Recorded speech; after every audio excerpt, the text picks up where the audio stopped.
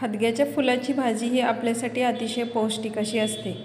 ह्याच्यावरती कोणतीही फवारणी केलेली नसल्यामुळे आपल्या शरीराला एकदम फायदेशीर अशी ही भाजी आहे। आता ही कशी निवडायची ते अगोदर पाहूया। तर याची सर्व पाने किंवा पाकळ्या मी काढून घेतलेल्या आहेत। त्याचा देठाचा भाग पण काढून घेतलेला आहे, तो पण आपल्याला घ्यायचा आहे। आणि याच्यामध्ये आपल्याला एक छोटीशी शेंग निघते ती सुद्धा घ्यायची आहे आणि बाकीचा राहिलेला भाग आपल्याला फेकून द्यायचा आहे। इथे तुम्ही पाहू शकता हा राहिलेला पूर्ण भाग आणि हा जो पिवळसर भाग आहे तो सुद्धा आपल्याला फेकून द्यायचा आहे।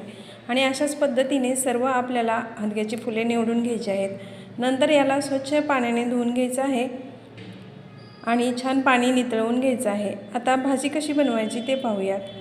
कढईमध्ये तेल गरम करायला ठेवलेलं आहे, त्याच्यामध्ये आपल्याला मोहरी आणि जिरे घालून घ्यायचे आहेत। सोबतच आपल्याला इथे कोथिंबीर पण घालून घ्यायची आहे आणि ही धुवून घेतलेली हदग्याची फुले आपल्याला याच्यामध्ये घालून घ्यायची आहेत। याला थोडंसं परतून घ्यायचं आहे आणि नंतर याच्यामध्ये आपल्याला चवीनुसार मीठ घालून घ्यायचं आहे आणि सोबतच काळा मसाला म्हणजे काळं तिखट पण घालून घ्यायचं आहे।